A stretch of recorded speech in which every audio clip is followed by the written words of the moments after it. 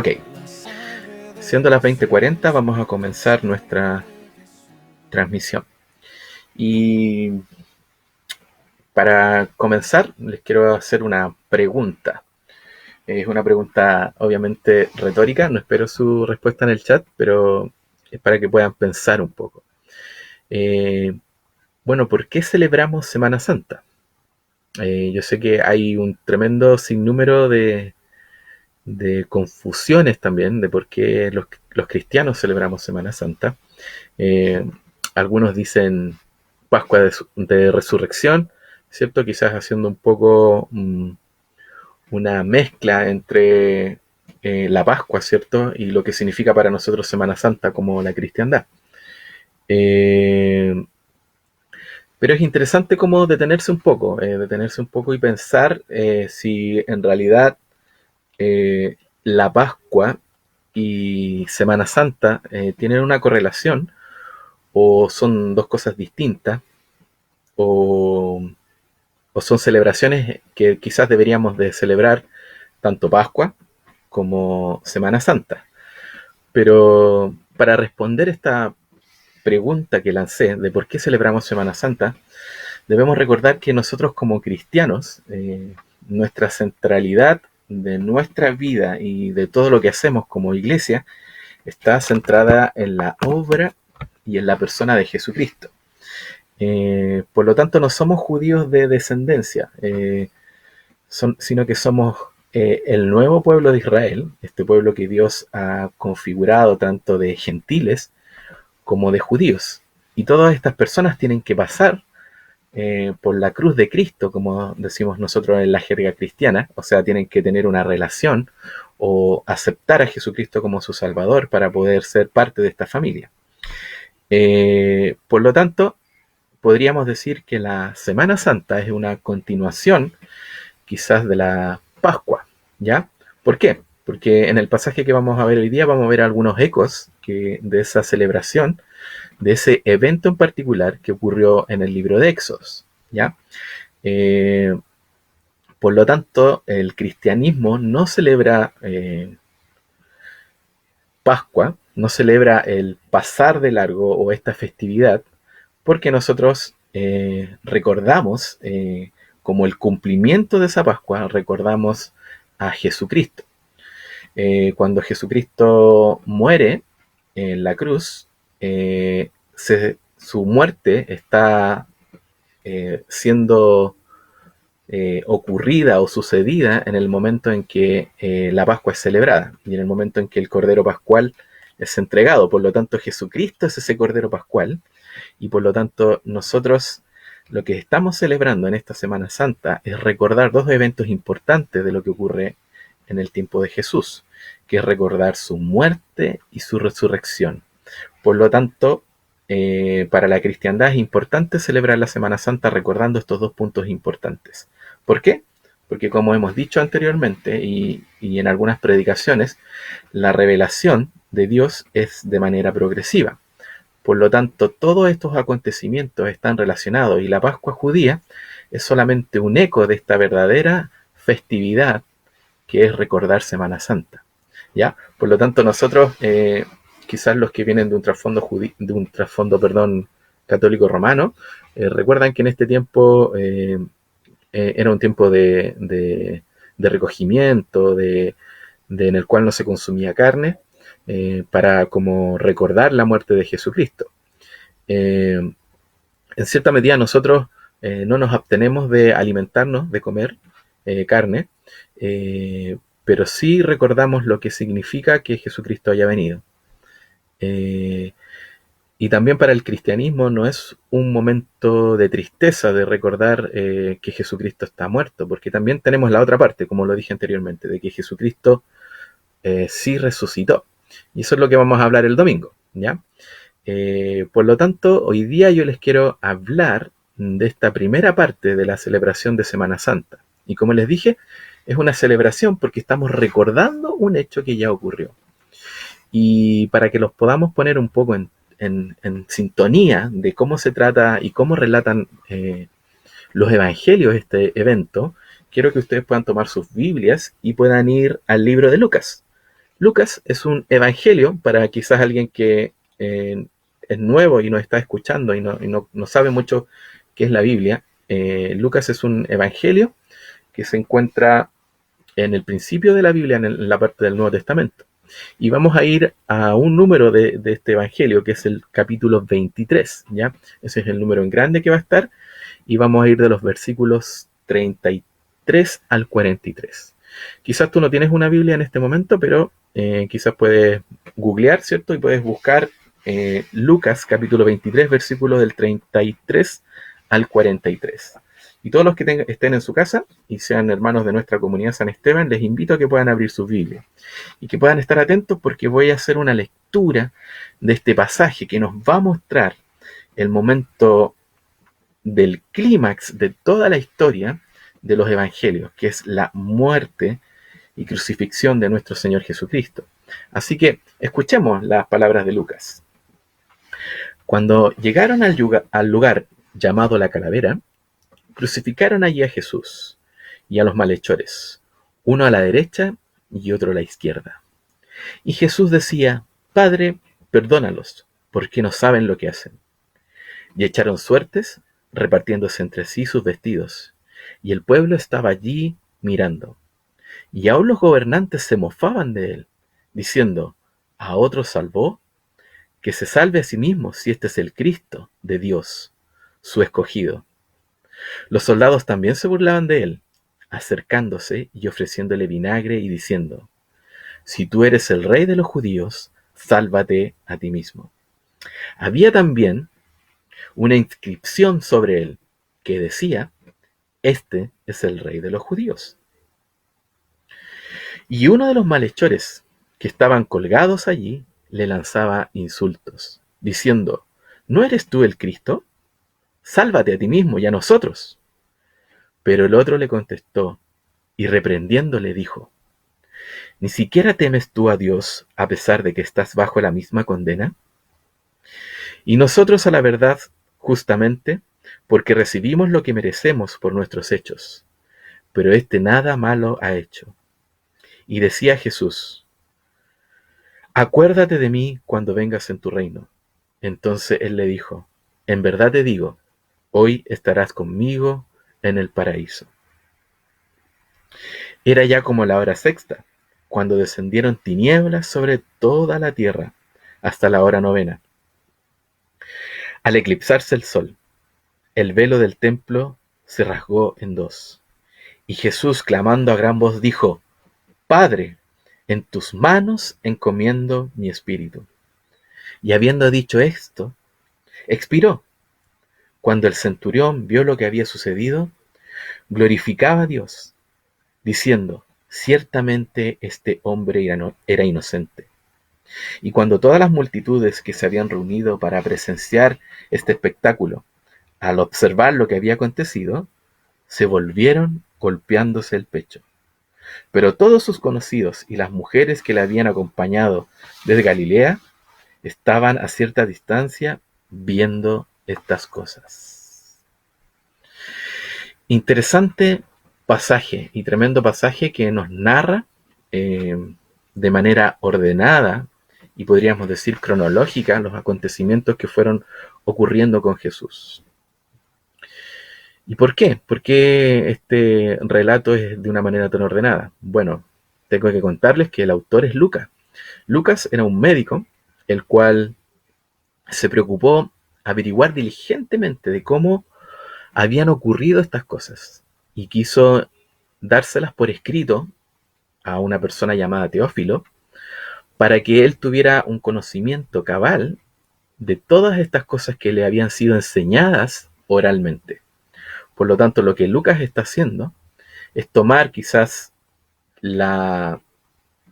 los testimonios orales de personas y también quizás revisando los testimonios escritos. Es muy posible que ya el Evangelio de Marcos haya estado confeccionado y él ha juntado estos dos relatos, los relatos tanto escritos de Marcos como los relatos orales, para conformar su Evangelio. Y así para que Teófilo pudiera tener escrito en un documento toda esta información. Y no solamente Lucas escribe el Evangelio de Lucas, sino que también escribe un libro de la Biblia llamado el Libro de Hechos. Por lo tanto, estos dos libros van a conformar un solo volumen de la historia completa de lo que ocurrió con Jesucristo en el momento de la crucifixión y en el momento de su resurrección hasta la propagación del Evangelio por los apóstoles. Por lo tanto, este libro tiene una importancia eh, de calidad porque es un relato que fue escrito de una manera ordenada. Pero nosotros, ¿en qué nos vamos a fijar? Yo creo que nosotros nos podemos centrar en este pasaje, si ustedes lo tienen abierto ahí, en tres cosas. Primero, nos vamos a fijar en las reacciones de las personas que estuvieron frente a Jesús en la crucifixión. Ese va a ser nuestro primer punto. Segundo, ¿cómo reaccionó Jesús frente a las personas que lo atacaban en el momento de la crucifixión? Y en tercer lugar, vamos a poder ver por qué era necesario que Jesús muriera. Muy bien, teniendo claro esos tres puntos, vamos al primero. Veamos las reacciones que tienen las personas que están al frente de Jesús. Si ustedes se fijan bien y pueden ver sus Biblias, se van a dar cuenta que vamos a tener como tres eventos que va a estar narrando Lucas. El primer evento tiene que ver con la crucifixión. Y en esta crucifixión nos vamos a encontrar con que Jesús es llevado, ¿cierto?, a un lugar llamado la Calavera. Y allí es el lugar donde lo van a crucificar.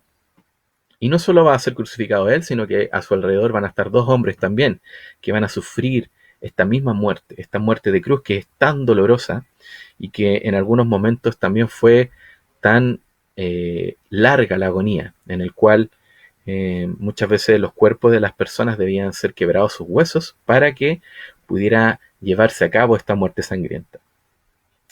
Y es interesante porque cuando Jesús es llevado a la calavera, al lugar donde va a ser crucificado, dice que ahí estaban varios tipos de personas. Dice que estaba el pueblo, el relato nos va a mostrar, que estaba el pueblo, estaban los gobernantes y también habían soldados mirando y apreciando este acontecimiento de la crucifixión.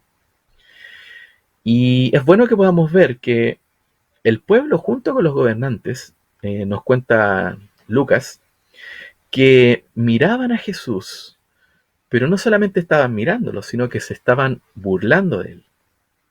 Y le decían esta palabra, que se salvara a sí mismo, que si era el Cristo de Dios, el escogido de Dios, que se salvara a sí mismo. Ellos tenían claro lo que significaba esta expresión del Cristo, ¿cierto? Ellos tenían claro que el Cristo era el Mesías, el Salvador. Por lo tanto, la mofa que están haciendo de él tiene que ver con este título o condición que Jesucristo había dicho y había estado mostrando frente a los hombres. Pero no solo era el pueblo, sino que eran los gobernantes los que estaban exigiendo esto. Y le decían que se salvara. Pero no solo estaban ellos en esta primera parte de la crucifixión, sino que también los soldados que estaban ahí se burlaban de él. Y acercándose, dice el relato, que le ofrecían vinagre. Imagínense a una persona que ha estado caminando durante largo tiempo, cargando la cruz. Lo que estos soldados le ofrecen es una burla. Le ofrecen vinagre para poder saciar su sed. Y también hacen el mismo tipo de recriminación que el pueblo y los gobernantes les estaban haciendo. Le dicen que si acaso él es el rey de los judíos, ¿por qué no se salva a sí mismo? Y esto es interesante, porque si ustedes se fijan, todos los que estaban ahí conocían el ministerio de Jesús y sabían lo que Jesús había estado diciendo y haciendo. Por lo tanto, su acusación no era una mentira, sino que era verdad. Estaban diciendo de que si él era este Salvador, este Rey, ¿por qué no tenía esa capacidad de poder él salvarse a sí mismo? Si estaba prometiendo salvación para tantas personas como el que prometía salvación para otros, no tenía la capacidad de poder rescatarse a sí mismo. Interesante, ¿cierto? Es interesante y también a la vez alarmante lo que tanto el poder, el poder civil, la población civil y la población militar, cómo estos tres tipos de personas, cómo era la visión que tenían acerca de Jesucristo. Y cómo, sin importar rango ni jerarquía, tenían la misma opinión de Jesús. Y esta opinión la llevaban al extremo de burlarse de él. Por lo tanto, Jesús no era solamente una persona que estaba siendo azotada, que estaba siendo cargada con este madero, sino que también estaba recibiendo el insulto, la ignominia, como dirían algunos, de los que estaban a su alrededor. Pero para rematar la situación crítica que estaba viviendo Jesús en este momento de mucho sufrimiento y dolor, también tenemos que agregar que esos dos hombres que habían sido crucificados juntamente con Jesús, había uno de ellos que también estaba burlándose. Y también infería insultos a Jesús. Y miren, fíjense, va a usar la misma pregunta que los otros grupos de personas están usando. Y le van a decir, ¿no eres tú el Cristo?, le pregunta. Sálvate a ti mismo y a nosotros. Quizás esta acusación grupal que podríamos decir que había de la población que estaba en torno de Jesús tenía que ver también con este Jesús que los judíos esperaban, este Jesús libertador que los libraría de la opresión romana. Por lo tanto, este hombre está pidiendo no solo a Jesús que se salve a sí mismo, sino que también pueda salvarlos a ellos. Pero aquí en esta disputa, ¿cierto? En este insulto que Jesús está recibiendo ya en este círculo más cercano, ya ahí en la agonía, ¿cierto? Sale como un defensor. Y el otro malhechor que estaba también crucificado, le dice al hombre que estaba injuriando contra Jesús, le dice, ¿ni siquiera temes tú a Dios a pesar de que estás bajo la misma condena? Por lo tanto, en esta afirmación de este hombre hay un poco más de retrospección, ¿cierto? Le dice, mira, estamos los dos en esta misma condición. Finalmente, no eres solamente tú, sino que yo y Jesús, este otro, estamos todos colgados en la misma condición. ¿Acaso tú no sientes una angustia también por estar bajo esta misma condición? Y no solo dice eso este otro malhechor, sino que también le dice, por lo menos nosotros merecemos estar aquí, porque recibimos el pago de lo que hemos hecho. Pero este que está aquí, este hombre, Jesús, no merece este mal, porque no ha hecho el mal que nosotros hemos hecho. Y le hace una solicitud a Jesús. Le dice, Jesús, cuando venga tu reino, acuérdate de mí. Es interesante porque nosotros vemos este contraste, ¿cierto? De este grupo de personas, pero también vemos a este hombre mirando el sufrimiento de Jesús. Y por las palabras que él tiene, podemos darnos cuenta de que hay un conocimiento también de quién era Jesús y de lo que él había estado mostrando. Porque reconoce que Jesús era inocente y que el dolor y sufrimiento que estaba llevando en la cruz era algo que no merecía. Pero miren, no solo esto termina ahí, sino que en la parte del versículo 44 en adelante, nos vamos a dar cuenta de que también hay otro grupo de personas, ¿cierto? Especialmente en el verso 47 y 48, nos vamos a dar cuenta que había un centurión también ahí mirando lo que estaba ocurriendo. Pero el relato nos cuenta que este hombre estaba haciendo algo distinto. Dice que estaba glorificando a Dios. Y es interesante porque dice glorificaba a Dios, pero ¿cómo estaba glorificando a Dios este hombre? Estaba glorificando a Dios reconociendo que Jesús era inocente.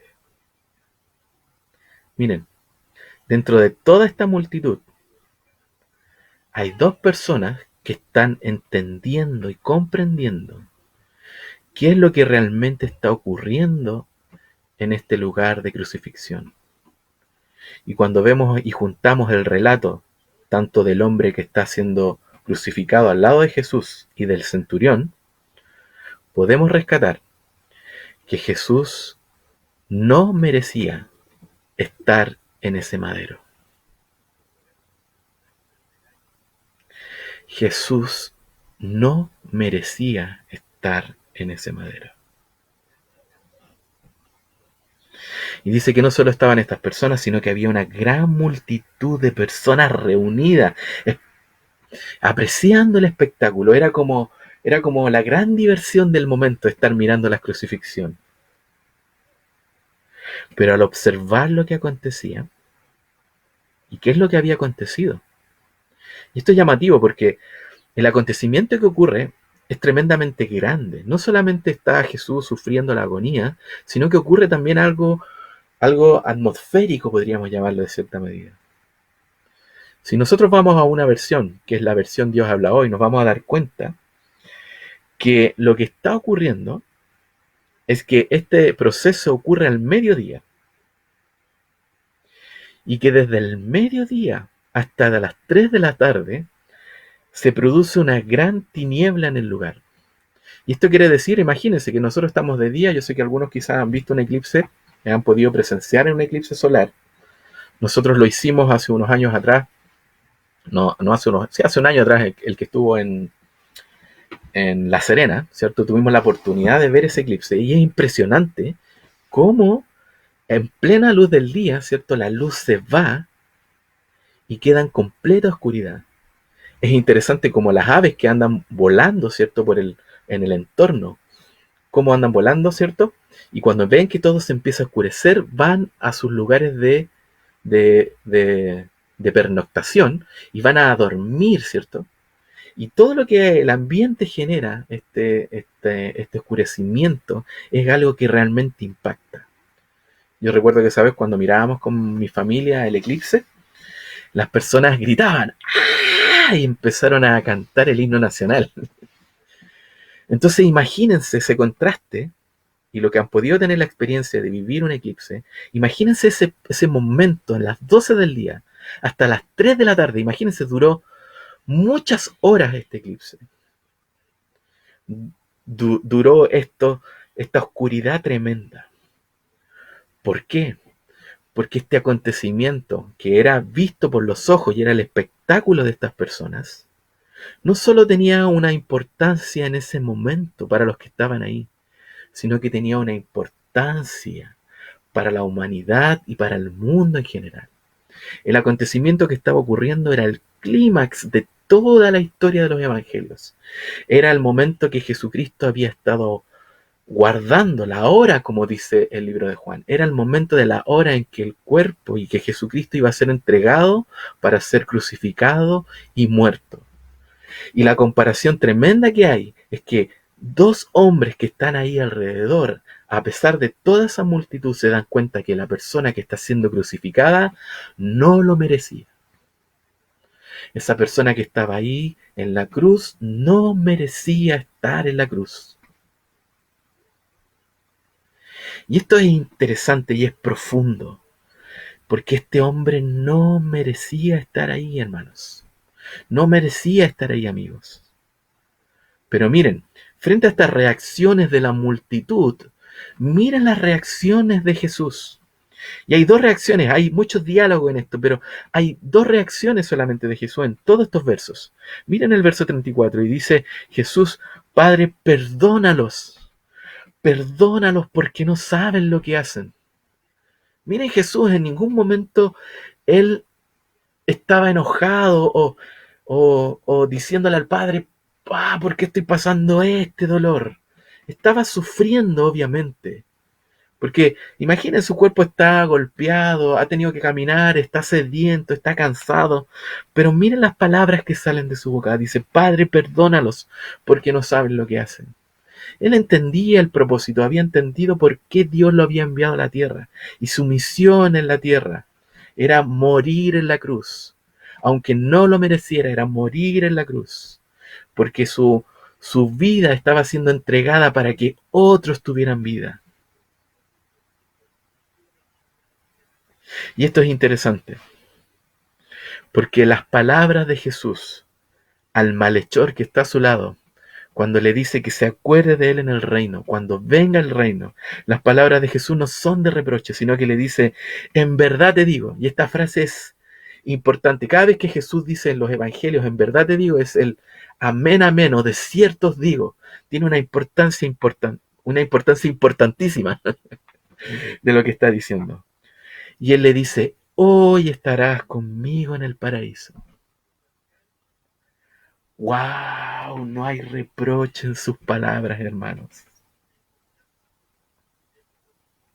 Y ese es el segundo punto. Ese es el segundo punto que tengo. Miren y observen las palabras de Jesús. Quiero volvérselas a repetir. Padre, perdónalos porque no saben lo que hacen. Y en verdad te digo, hoy estarás conmigo en el paraíso. Jesús tiene dos intervenciones en todos estos versos, pero sus intervenciones son de aliento y son de una persona, de un hombre que comprendió y vivió obedeciendo al Padre.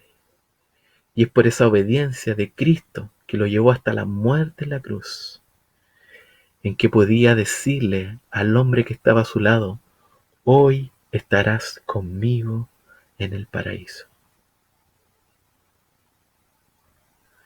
Y no solo eso, sino que el centurión, al ver la muerte de este inocente, imagínense, al ver solamente la muerte de este inocente, pudo darse cuenta de que Jesús era realmente inocente de todo lo que se le acusaba. Por lo tanto, tenemos esta tensión, ¿cierto? Tenemos esta tensión de los gobernantes burlándose de él, y por otro lado lo que estas personas están viendo acerca de Jesús y lo que Jesús está expresando también a pesar de este dolor y sufrimiento. Entonces aquí viene este tercer punto. ¿Por qué era necesario entonces que Jesús muriera? Y quiero hacerles esta pregunta, quiero que puedan pensar un poco, puedan mirar el pasaje y puedan tener, les voy a dar un minuto de silencio para que puedan pensar en esto. ¿Por qué era necesario que Jesús muriera de esta forma? Piensa en esto, querido hermano, querida persona que me estás escuchando, que quizás es primera vez que te encuentras con este acontecimiento en tu vida. Quiero que puedas poner atención en por qué es necesario que Jesús muera.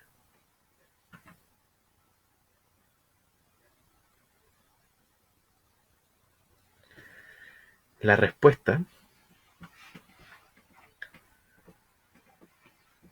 viene en unos minutos, pero piensa en esta gran pregunta. Piensa en esta gran pregunta.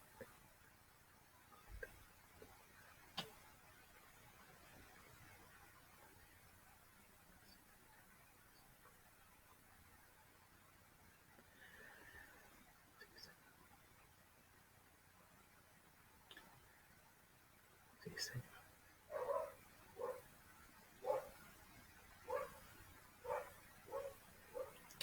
Muy bien, mis queridos hermanos, aquí está la respuesta y la vamos a encontrar en el libro de Juan, en el capítulo 3 al 14. Y como Moisés levantó la serpiente en el desierto, así es necesario que el Hijo del Hombre sea levantado, para que todo aquel que en él cree tenga vida eterna. Por lo tanto, hermanos y amigos, si Jesús está ahí, es porque está haciendo un tremendo eco. de acontecimientos importantes que ocurrieron en el Antiguo Testamento. Y yo quiero que podamos pensar en esto. Si ustedes piensan en esto, esto es cuando el pueblo de Israel iba en el desierto. Y el pueblo de Israel sufre una gran calamidad. Dice que unas serpientes empiezan a morder a la gente del pueblo y la gente empieza a caer muerta y que empieza a caer herida al suelo. Y Moisés ve esto y dice, ¡wow, Dios, qué vamos a hacer! El pueblo se está muriendo. Y Dios le dice que en su vara ponga una serpiente y la levante. Y todo el que mire esa serpiente y todo el que mire esa vara, ¿cierto?, va a ser sanado. Este acontecimiento que ocurre en el Antiguo Testamento, en el libro de Éxodos, es una mirada a lo que está ocurriendo con Jesucristo. Y es lo mismo que está pasando hoy en día y que estaba pasando en el tiempo de Jesús. La gente estaba muriendo. Y estaba muriendo no físicamente como ocurrió en el desierto, sino que estaba muriendo espiritualmente. Porque si se dan cuenta, las palabras de las personas que estaban alrededor son palabras de reproche, de no creer que Jesús era el Hijo de Dios. Por lo tanto, esas personas del Antiguo Testamento como las del Nuevo Testamento del momento de Jesús y las personas hoy en día tienen que mirar la muerte de Jesucristo y tienen que creer que Él murió para que puedan obtener esta vida eterna. Y todo lo que está pasando también es un eco de la Pascua. Si ustedes se fijan bien, si volvemos de nuevo al pasaje, nos vamos a dar cuenta que dice que las tinieblas, ¿cierto?, se pusieron encima de lo que estaba ocurriendo. Y en este momento, como yo les dije, era en el momento en que Cristo está muriendo en la cruz. En este momento los judíos están comiendo la Pascua. Y es interesante porque en este mismo momento, cuando se cubre de tinieblas, está haciendo un eco también al momento cuando el pueblo es sacado de Egipto. ¿Y se acuerdan? Que las tinieblas empiezan a cubrir Egipto. ¿Y quiénes son los que mueren en ese proceso? Dice que muere el primogénito de todos los egipcios. ¿Y quiénes son los que son salvados? Dice que son salvados los que en sus puertas, ¿cierto?, han marcado con sangre de un cordero. Con la sangre de un cordero han marcado sus puertas. Dice que el ángel de la muerte iba a pasar sobre ellos y no iba a tocar a todo el que tuviera su puerta rociada con sangre. En esta muerte de Jesús, en este relato, muere también el primogénito. Muere el primogénito como el primogénito del Antiguo Testamento, pero este es el único Hijo de Dios el que muere. Y muere para rescate de la vida de todos. Y no solo muere el primogénito, haciendo una alusión a este gran primogénito, que es Jesús, sino que también el Cordero, que ha sido inmolado y muerto, y su sangre ha sido derramada para provocar salvación. En este momento también la sangre de este Cordero perfecto está siendo derramada para salvación de muchos. Por lo tanto, los que miraban este sacrificio, esta muerte de Jesús, y miraban la cruz, como el centurión y como el malhechor que estaba al lado de la cruz de Cristo, están mirando este acontecimiento con la fe que mismo Jesucristo ha puesto en sus vidas. Y así como en este eco de la Pascua pudieron celebrar vida, también nosotros a través de la muerte de Jesús podemos celebrar vida. Ahora quizás ustedes se están preguntando, ¿y quiénes somos nosotros en este relato que les acabo de leer y de explicar? En este relato de Lucas. ¿Quiénes somos nosotros? Y debo decirles que nosotros somos todos los que están en contra de Jesús. Y esto parece dramático, ¿cierto? Porque todos en algún momento, todos nosotros en algún momento hemos estado en contra de Dios. Y si tú no crees en Jesús, debo decirte que estás en contra de Dios también hoy en día. Pero aquí viene la noticia, la gran noticia fabulosa del Evangelio, que al igual que estas dos personas que pudieron ver a Jesús más allá del madero, más allá del hecho que estaba ocurriendo, y pudieron entender que era inocente, y pudieron recibir la luz de Dios en sus corazones para creer que Jesús realmente era inocente y era el Hijo de Dios, es en el lugar donde ahora tú también puedes estar. Y yo sé que muchos de mis hermanos también están en ese lugar, porque a través de la gracia de Dios han podido comprender que este sacrificio y muerte de Jesucristo es vida para cada uno de ellos. Quizás también hay personas que me están escuchando y se sienten identificados con esta mayoría, ¿cierto? Ahora hay múltiples formas de estar en contra de Dios, en contra de Jesús. Pero puedo decirte que también puedes ser parte de la minoría, de los que miraron con ojos diferentes a Jesús. Ya que en esta Semana Santa, a pesar de que estamos sufriendo, ¿cierto?, la pandemia, aún en esta Semana Santa, distinta a todas las otras que hemos vivido, podemos recordar que Cristo murió para darte vida eterna y para darle vida eterna a todo aquel que cree en Jesús. Por lo tanto, déjame decirte que la cruz es en esencia la oferta del generoso perdón de Dios para quienes lo reciben sinceramente. Abrazar la cruz, querido oyente, significa renunciar a nuestras propias obras como base de nuestra salvación. Nuestra relación con Dios se produce mediante nuestra confianza en Jesús y su obra consumada. Y hoy estamos recordando esa consumación de la obra de Jesucristo en la tierra, que es la crucifixión, que para algunos parece una debilidad y una derrota, pero debo decirte que es la gran victoria de Dios. Es la gran victoria de Jesús sobre el poder del pecado, al arrebatarle la capacidad de matar a las personas y la capacidad de entregar vida. Y eso es lo que vamos a explicar el domingo, así que no me quiero adelantar a esa parte. Pero debo decirte que la cruz nos brinda también la oportunidad de vivir una nueva vida, que se inicia con el nuevo comienzo ante Dios. Esta oferta, queridos oyentes, es fruto de la gracia de Dios, y nosotros no hemos hecho nada para ganarla. Si aceptamos su gracia, este favor inmerecido de Dios, Dios comienza una nueva relación con nosotros. Nuestro bienestar espiritual descansa de manera firme y segura en las manos de un Padre Celestial que se ha preocupado por nosotros y ha provisto de este medio que es Jesucristo, esta obra de gracia. Todos estos hombres que estaban ahí, imagina, el que estaba muriendo al lado de Jesús, no tenía la forma de hacer una obra porque estaba ya en su último momento. Por lo tanto, esto nos da a entender que no es necesaria las obras tuyas, no son necesarias tus obras para poder encontrar la salvación, sino que Jesús se la entregó en ese momento. Por lo tanto, esta obra es solamente por el deseo de Dios de salvar a las personas. Es como lo dije anteriormente, por la gracia de Dios.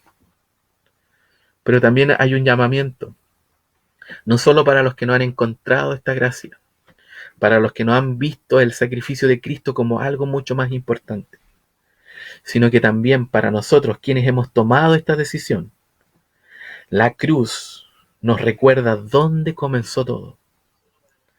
Mi relación con Dios es una respuesta de gratitud por todo lo que Él ha hecho para llevarme hasta sí mismo. Por lo tanto, si tú ya has hecho este compromiso, debo decirte que este momento también es de recordar. Y si tu compromiso está flaqueando, debo decir que es el momento oportuno de ir a los pies de Jesús y darle gracias y ir en gratitud a esta relación que Él ha propiciado.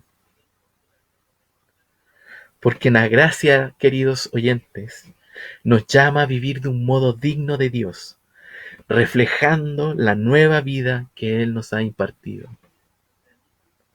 ¿Se recuerdan lo que hemos estado escuchando del Sermón del Monte?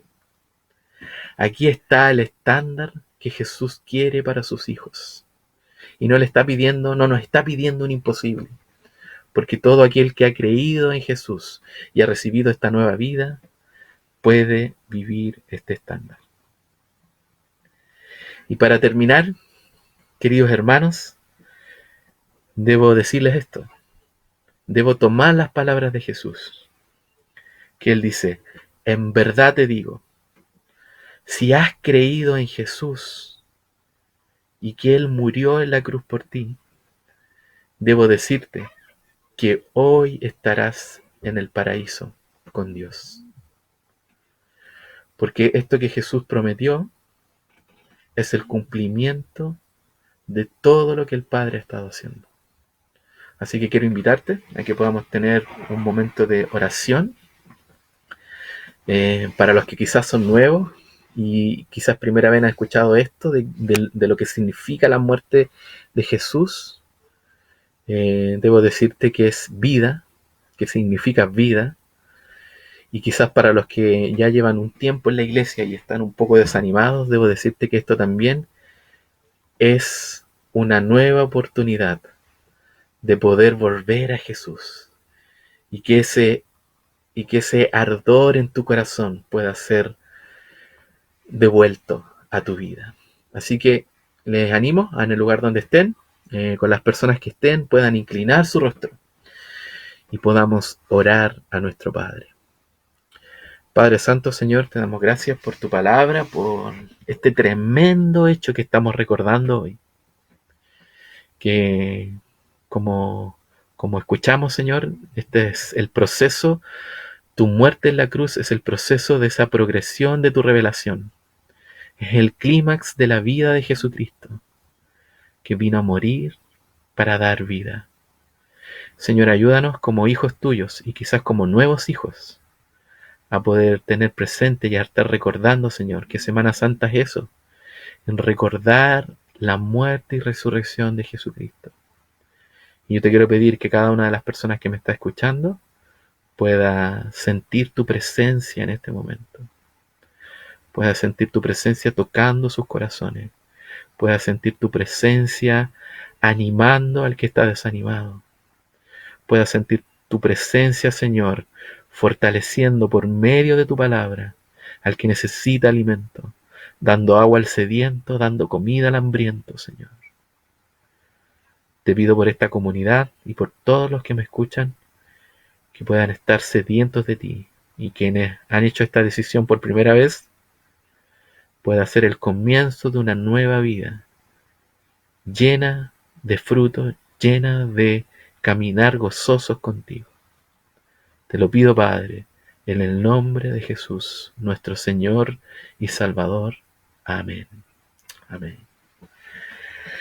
Muy bien, queridos hermanos, espero que no haya sido muy largo esto. Suelo apasionarme por esto, pero espero que haya estado dentro del rango de tiempo. Pero quiero dejar la invitación hecha para el domingo, en el cual vamos a recordar este otro tremendo gran evento, que es la resurrección de nuestro Señor Jesucristo. Y yo sé que los que han estado participando en el Club Pregunta ya tienen bastante de este tema avanzado, han podido estar revisando qué significa la resurrección, pero no quiero dejarlos invitados igual y que no crean que va a ser un tema repetitivo, sino que puedan de nuevo conectarse el día domingo a las 11 de la mañana para que podamos gozarnos nuevamente, tanto en la muerte como en la resurrección de Jesucristo. Porque estos son pilares fundamentales para las creencias del cristianismo y son pilares fundamentales para nuestras vidas. Así que quiero dejarlos invitados, hermanos, no se olviden, amigos también que están escuchando, que quizás no son creyentes, también les quiero invitar a que el día domingo nos puedan seguir. Iglesia Anglicana San Esteban, ese es nuestro sitio en Facebook, también tenemos un sitio en YouTube en el cual nos pueden seguir.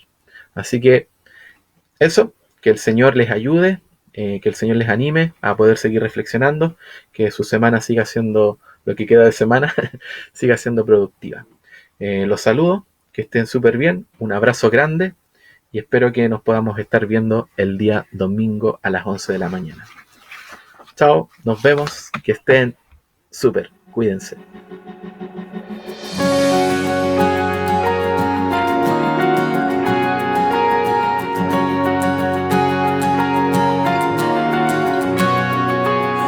Kill